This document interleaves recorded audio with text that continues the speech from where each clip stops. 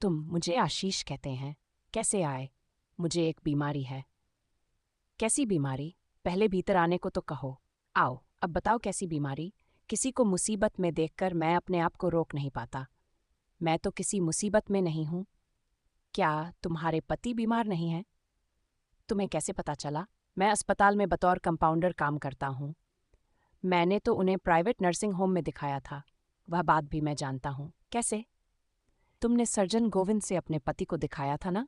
हाँ। उन्होंने तुम्हारी मदद करने के लिए मुझे फ़ोन किया था। तुम्हें क्यों? उन्हें मेरी काबिलियत और ईमानदारी पर भरोसा है। वे हर केस में मुझे ही बुलाते हैं। खैर, तुम असली बात पर आओ। मैं ये कहने आया था कि यही मौका है जब तुम अपने पति से छुटकारा पा सकती हो। क्या मतलब? बनो मत। मैंने जो कुछ कहा है वह तुम्हारे ही मन की बात है। तुम्हारी उम्र इस समय 30 साल से ज्यादा नहीं है, जबकि तुम्हारे पति 60 से ऊपर के हैं। औरत को सिर्फ दौलत ही नहीं चाहिए, उसकी कुछ जिस्मानी ज़रूरतें भी होती हैं जो तुम्हारे बूढ़े प्रोफेसर कभी पूरी नहीं कर सके। 10 साल पहले किन हालात में तुम्हारी शादी हुई थी वह भी मैं जानता हूँ। उस समय तुम 20 साल की थीं और प्रोफेसर साहब 50 के थे। शादी से लेकर आज तक मैंने तुम्हारी आंखों में खुशी नहीं देखी है। तुम्हारी हर मुस्कुराहट में मजबूरी होती है। वह तो अपना अपना नसीब है। देखो, नसीब, किस्मत, भाग्य का कोई मतलब नहीं होता। 2 विश्व युद्ध हुए जिनमें करोड़ों आदमी मार दिए गए।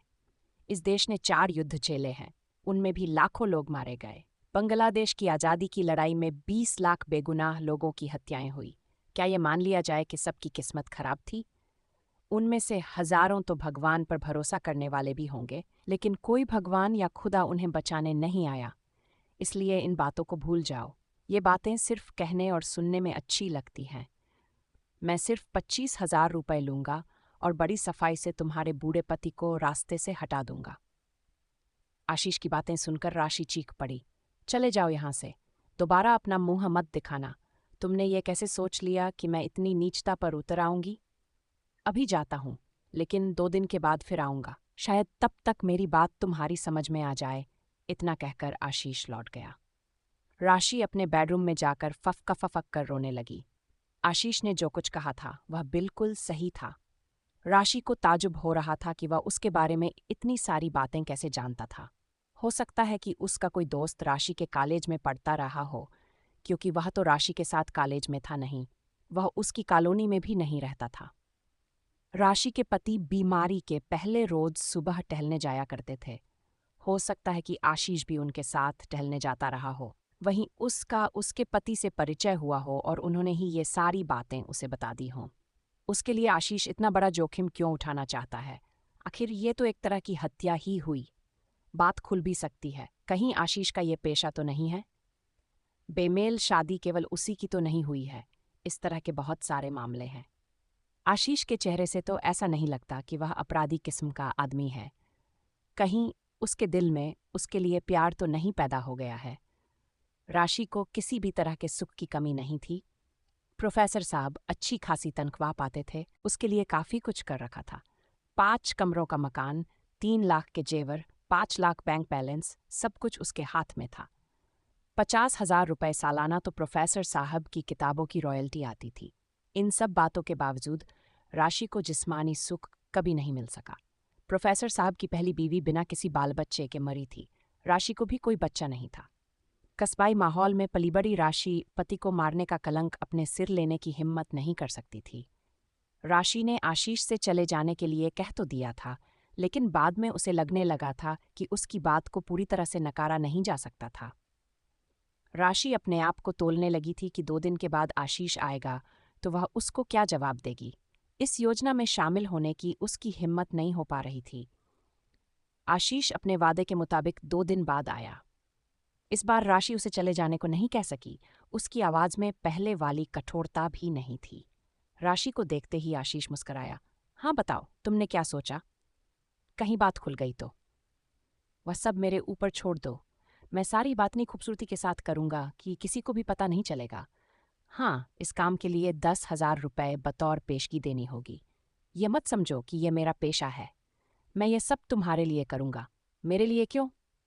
सही बात यह है कि मैं तुम्हें पिछले 15 साल से जानता हूँ। तुम्हारे पिता ने मुझे प्राइमरी स्कूल में पढ़ाया था। मैं जानता हूँ कि किन मजबूरियों में गुरुजी ने तुम्हारी शादी इस बूढ़े प्रोफेसर से की थी। मेरी इज्जत तो इन्हीं की वजह से है। इनके न रहने पर तो मैं बिल्कुल अकेली हो जाऊंगी। जब से तुम्हारी शादी हुई है तभी से तुम अकेली हो गई राशि, और आज तक अकेली हो। मुझे भीतर से बहुत डर लग रहा है। तुम्हें डरने की कोई ज़रूरत नहीं है। अगर भेद खुल भी जाता है तो मैं सब कुछ अपने ऊपर ले लूंगा। तुम्हारा नाम कहीं भी नहीं आने पाएगा। मैं तुम्हें सुखी देखना चाहता हूँ राशि। मेरा और कोई दूसरा मकसद नहीं है। तो ठीक है, तुम्हें पेशगी के रुपए मिल जाएंगे, कहकर राशि भीतर गई और 10,000 रुपए की एक गड्डी लाकर आशीष के हाथों पर रख दी। रुपए लेकर आशीष वापस लौट गया। समय पर राशि के पति को नर्सिंग होम में भर्ती करवा दिया गया। सभी तरह की जांच होने के बाद प्रोफेसर साहब का ऑपरेशन किया गया, जो पूरी तरह से कामयाब रहा। बाद में उन्हें खून चढ़ाया जाना था। आशीष सर्जन गोविंद की पूरी मदद करता रहा। डॉक्टर साहब ऑपरेशन के बाद अपने बंगले पर चले गए थे।